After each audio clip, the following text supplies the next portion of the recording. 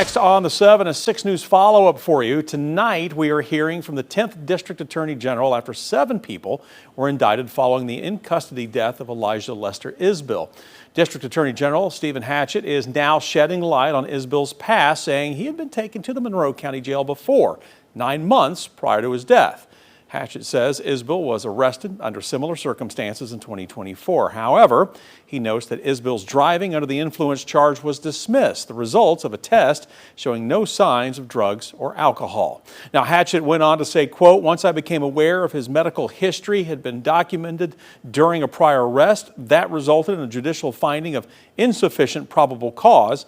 I cannot reconcile the narrative with the known facts," end quote. Now, we've been telling you the 74-year-old died after being placed in a restraint chair while in Monroe County custody back in February. The Knox County Regional Forensic Center originally listed Isbill's cause of death as the result of a form of cardiovascular disease, but an amended autopsy report now says this condition was complicated by dehydration and restraint. His death deemed a homicide last month. And as we told you last night, 7 people who were indicted include 5 sheriff's deputies and 2 nurses who work for Turnkey Health Care.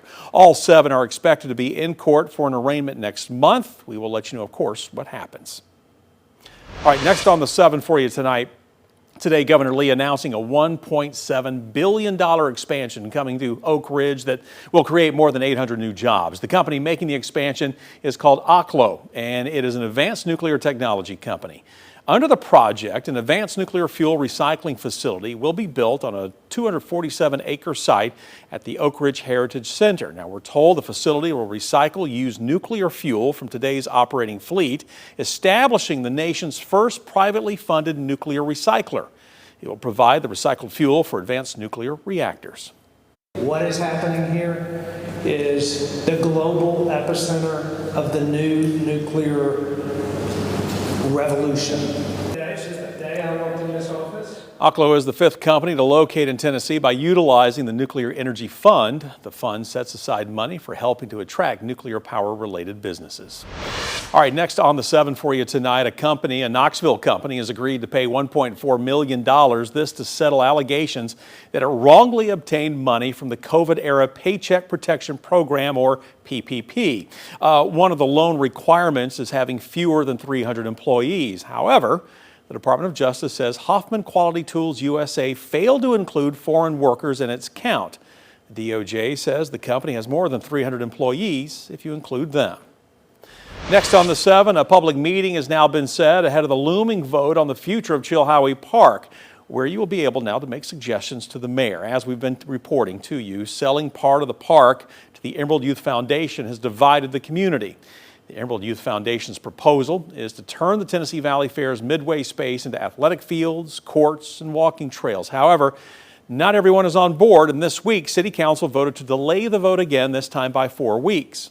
This decision gives local leaders more time to look into the proposal and to hear from the community. Now, Knoxville Mayor India Kincannon and her staff will be available to answer questions about the future of Chilhowee Park and to hear suggestions at a public meeting coming up on September 15th. It will begin at 6 o'clock that night and is happening at the Dr. E.V. Davidson Community Center Gymnasium, which is located on Wilson Avenue. Next on the 7 this afternoon, checks were presented to various East Tennessee volunteer fire departments and rescue squads totaling $1.34 million. This includes departments in Hamlin, Greene, Jefferson, Cock, Granger, Hancock, and Claiborne counties. The grant money is part of a program with the Tennessee State Fire Marshal's Office and goes toward equipment like turnout gear, air packs, helmets, special washing machines, natural gas meters, and more. These volunteer departments rely heavily on donations, so grants like this help first responders stay safe while also keeping you safe. It's very exciting, to see, there's some light at the end of the tunnel to be able to help us with some more equipment that we need. Because as you look at our equipment, it's old, and so be able to get newer equipment, that's tremendous. The program started 5 years ago, giving away about $5,000, but now, because of the growing need, next year $20 million will be allotted to departments across the state. The application for that, by the way, opens on November 1st. Work that will start Monday could prompt you to change your plans when you head to the Great Smoky Mountains National Park. National Park says crews will be working on the Sugarland water and wastewater systems. Now, some things to note here. There will be no through access to the Sugarlands Visitor Center during this time. Also, parking will be limited on the Gatlinburg side. Well, Knox Area Rescue Ministries Christmas store is opening its Clinton Highway location tomorrow. Doors open at 9 for the public, but VIP customers got early access today. The Clinton Highway store is the first of 2 holiday locations this year, with another set to open soon on North Peters Road out in West Knoxville. Now, this year marks the 15th anniversary of KARM Store's Christmas, the region's largest all-Christmas thrift store. And shoppers can expect everything from trees to wreaths to toys, books, and decorations. And because it's all donated, no 2 visits, we're told, are the same. Now, KARM says the stores even draw customers from out of state who plan vacations around their holiday shopping. 100% of the profits, by the way, go to Knox Area Rescue Ministries, helping fund meals, shelter, and programs. We're always trying to provide more for them, because as the need for homelessness and addiction rises in our communities, we want to be able to help combat that and help get the people the help that they need. KARM Store's Christmas says this season will be the biggest yet, helping families find treasures while supporting its mission.